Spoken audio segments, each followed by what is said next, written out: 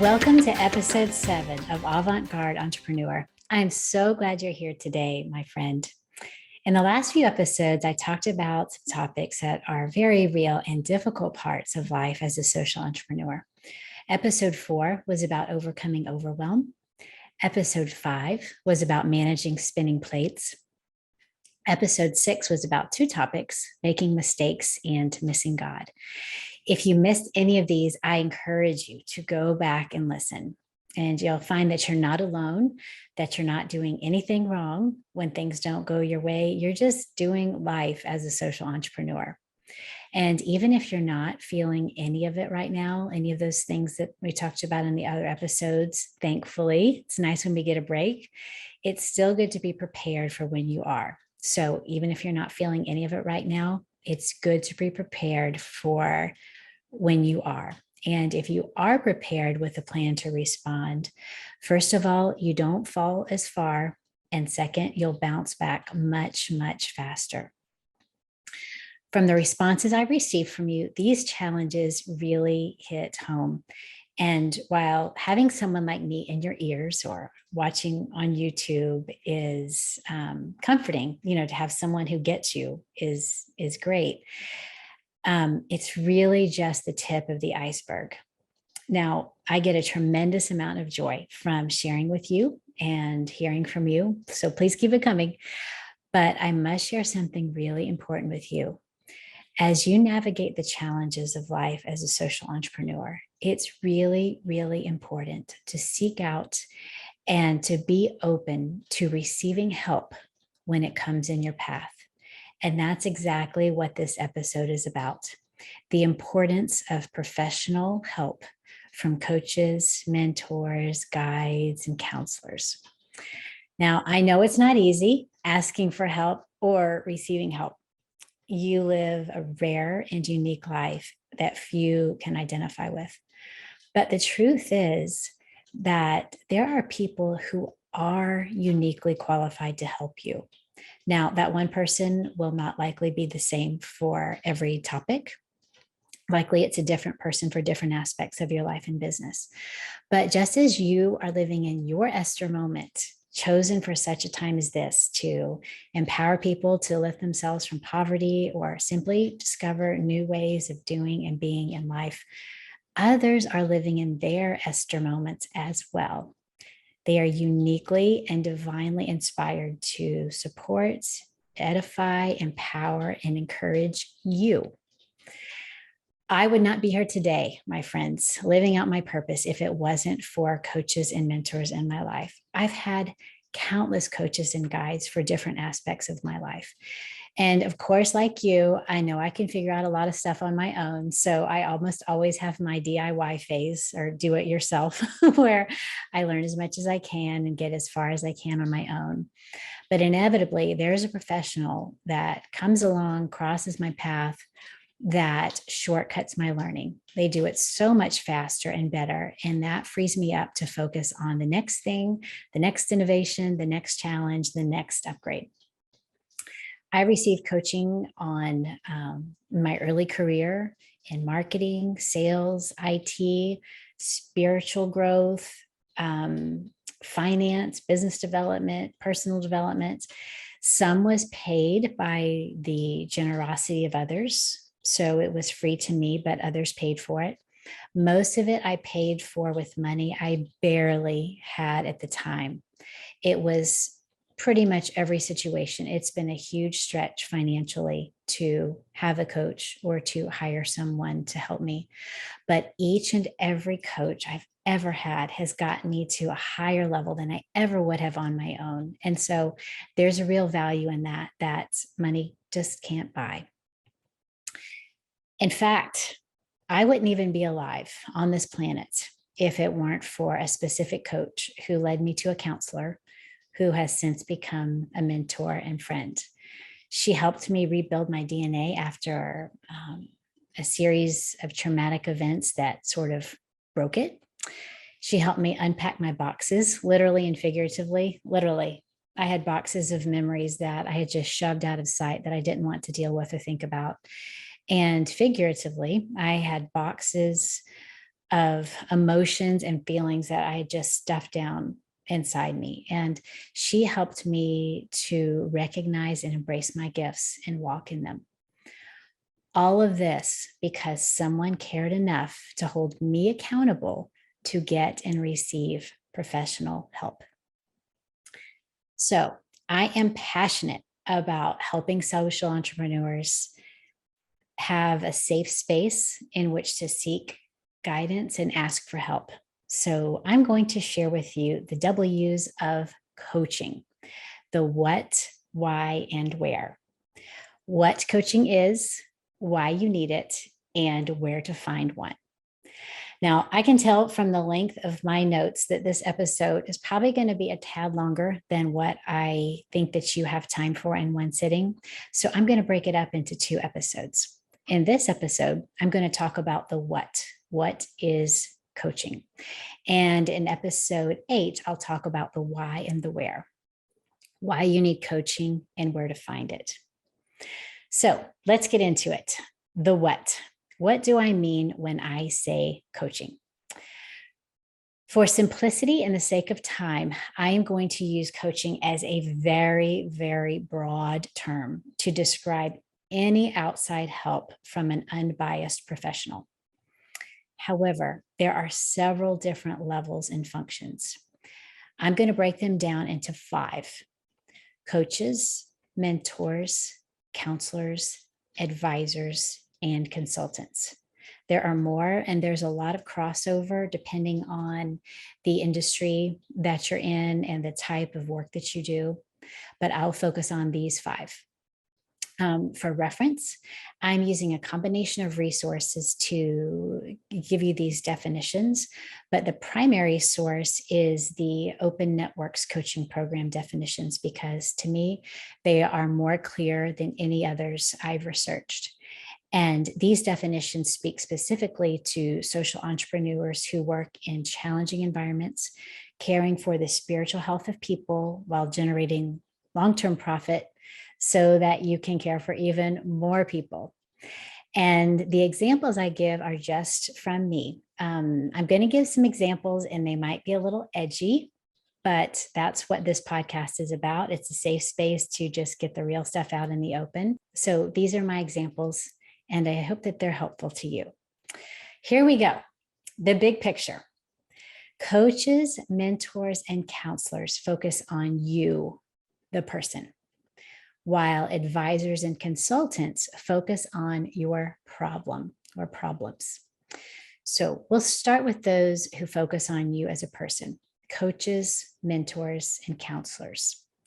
Number 1, coach. A coach is someone who speaks with you regularly in a structured process. Likely they've been in business, maybe not in your business, but they've been in and seen enough in life to understand how human nature and the world works in terms of business.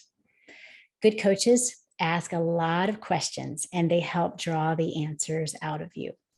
They help you tap into the superpowers within you, and they may help you hear clearly when there's so much noise around you. So let's say your social enterprise is a construction company. A coach might be someone who's owned a business, not necessarily in construction, or has been an executive who's responsible for a lot of employees. So they're not going to necessarily give you advice on how to run your construction company. However, they're going to ask you the right kinds of questions to draw the answers out of you in terms of your business and personal growth. And if they see you're stuck in a certain area, a coach may recommend an advisor or consultant to help you with a specific problem. Number 2, mentor. A mentor is someone who shares regularly with you in a more unstructured manner than a coach. Likely, a good mentor for you has owned or been in a similar type of business to yours. They don't have to be, but they often are. They've literally walked the path before you, and they can teach you specific things that smooth your path and help you to be more effective in your work, both the technical and emotional elements. Likely, a mentor also understands the family dynamics that are sort of inevitable part of the business or the social enterprise that you run, and they can help you navigate that part of your life as well. Because in social enterprise or in business in general, it can very much be a family affair with family dynamics. So back to the construction company example. A mentor might be someone who retired or sold his or her construction company. Even if they did business in Canada and you're in Cambodia, they still can be an excellent mentor.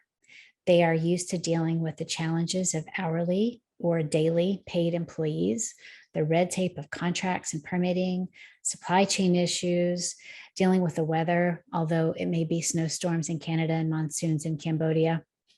That you get the weather is often a factor in construction. And a mentor will likely give you suggestions and shortcut your learning and help you prevent mistakes. Number 3, counselor. A counselor helps with specific acute issues. A counselor is probably licensed in a specific scope of practice and is not allowed or equipped to go outside of that.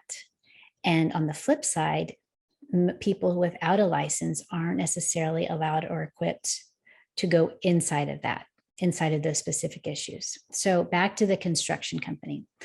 Let's say you employ people who are recovering from drug or alcohol addiction. You empower them by giving them skills training such as masonry, welding, framing, and a job opportunity to use their skills. Likely, you want a licensed counselor either on staff or on standby to help your employees, because it's inevitable that someone will struggle. Some of them are going to struggle. Someone's going on a bender. And even if your project manager has walked their path, they've been in recovery for 10 years, they've got 3,650 chips to prove it. They've lived a life of sobriety and they can mentor them, your employees. But your project manager also has jobs to run. So the project manager's got to get someone else to take the guy's or the woman's place, at least for a day, probably for a few days while they get themselves back together. And you need a licensed counselor to help that person, help your employee pick themselves back up and break those chains so that they can get back to life and work. And counseling is not just for others, it's also for you. You may even need a counselor at times. Overwhelm in the extreme. I talked about this in episode 4. Overwhelm in the extreme can lead to anxiety, depression, hopelessness, helplessness. All of these are debilitating feelings. And even though you may be the happiest, most resilient, upbeat person on the outside, many of us high performers really struggle on the inside. We have this outside persona that everybody sees, but we have this internal world that's a mystery that no one knows about. Your coach or mentor may recognize the symptoms in you, but they are not necessarily qualified to give you that kind of help. Even if your coach or mentor, if it seems they can do everything, because they probably can, counselors have special training that enables them to shake off the gunk and heaviness that we performers bring into a counselor's physical and emotional space. So your coach or mentor may lose sleep at night worrying about you and your acute situation, but your licensed counselor likely will not. So if your coach or mentor recommends counseling, get it. You will thank them later. Now, we'll move on to the people who focus on your problems. These are advisors and consultants. So number 4, advisors. An advisor has expertise in certain areas. An advisor will speak to your situation with advice and suggestions. So, for example, let's say you've made it past that fateful 5-year mark in your construction business. Many social businesses don't make it past 1 year, let alone 5 years. So let's say you've made it and you start thinking, well, what's next? Because we social entrepreneurs, we're always up for a challenge. What's possible in the next 5 years? Or how long can I keep up this pace? You may want to hire a business advisor, someone who specializes in helping people buy and sell businesses, to do a valuation of your social enterprise. By doing a valuation, your business advisor can not only tell you what your construction company is worth today, but can also help you strategize for the future. So, in each type of business, whether it's a cafe or a construction company or an IT firm, there are certain levers and switches that can be pulled or pushed to make it grow in certain ways. And a good business advisor knows what those are in each industry. So, like your coach, the business advisor will ask you a lot of probing questions, but these questions have a little different nature. They will be specifically about what you want and what you're hearing in your spirit. And the purpose of those questions is not about you having the answers. It's more to understand your desires so that they can help you design the social enterprise to get the desired result. So he or she will give you the answers and tell you what you need to do to get from point A to point B. Your coach or mentor will likely sense when it's time for you to bring in a business advisor or other type advisor, such as legal, IT, marketing. However, if you don't have a coach or mentor, I can't stress enough the importance of a business advisor, whether one comes your way or you seek them out. So many people, both in and out of social enterprise, they don't plan for their exit. They just think they'll do it forever. Oh, I'm never going to retire. And then one day they just run out of steam, or they feel like they can't do it anymore, or they get an illness, or something happens and they have no successor because they failed to plan. They failed to train someone. Their business slowly dwindles till there's nothing left but regret and heartache of a lost legacy. But that, my friend, is not you, because you are going to ask for help. Finally, number 5, consultants. A consultant comes in with a specific solution to your specific problem. Who doesn't need help with accounting? My goodness, a prime example of the need for a consultant here. So whether it's QuickBooks or some industries have specific software, that's kind of the standard practice. Even if you have a degree in finance or accounting, software changes. Regulations in the country or countries in which you file and pay taxes change. A QuickBooks consultant can come in to your construction company and fix you right up. They can do in minutes what would take you weeks, and they can make corrections to problems that you didn't even know existed, just within minutes. So a couple other examples of consultants. Let's say you've worked with a business advisor and you have determined that you're ready to expand. You're ready to maybe build a building in another village so that you can leave supplies and equipment in that place. Your business advisor might recommend that you hire a consultant to put together a business plan for your loan application. Or let's say the business advisor has scoured your financials, because that's what they do when they create a valuation for you, and things just aren't adding up. And there's a possibility of embezzlement, which means someone is stealing from your social enterprise. Unfortunately, it happens more than you may think. This is a really precarious situation, and you need a very specialized consultant in this case, such as maybe a forensic accountant. But either way, whether it's something that is really precarious, such as embezzlement, or whether it's something that's fine tuning like QuickBooks, a consultant can come in and really make a difference in your business and save you lots of time and energy, and really provide a specific solution to your specific problem. Okay, that was the what. 5 different types. 3 focus on you, coaches, mentors, and counselors. 2 focus on your problems, advisors and consultants, each of which serves different needs you will inevitably have as a social entrepreneur. Next time, we'll talk about the why you need them and where to find one. Before we wrap up today, though, I have an announcement. I'd love for you to mark your calendars for Tuesday, March 22nd at 12 noon GMT. I'm really excited to host my very own live event. This is the first time. I've been a guest on several, but I've never hosted my own. So your feedback from the previous episodes has really inspired me, and I've created a workshop just for you, my avant-garde entrepreneur friends. So in episode 7, I shared about making mistakes and that being a part of our life and our learning. But once in a while, you may get some wisdom and insight that really helps you to avoid particular mistakes altogether. So I've compiled a list of some of the most common mistakes I either see, hear, or have done in social entrepreneurship. And I've designed a workshop to help you avoid these mistakes in your social enterprise altogether. Now, it will be a workshop, or I guess you could say a masterclass format. So I'll be teaching and sharing, but you'll be thinking and learning for yourself and your unique social enterprise situation. So we all know that what works in one village might not work in another village 5 kilometers away. So this is not about me giving you a list of answers.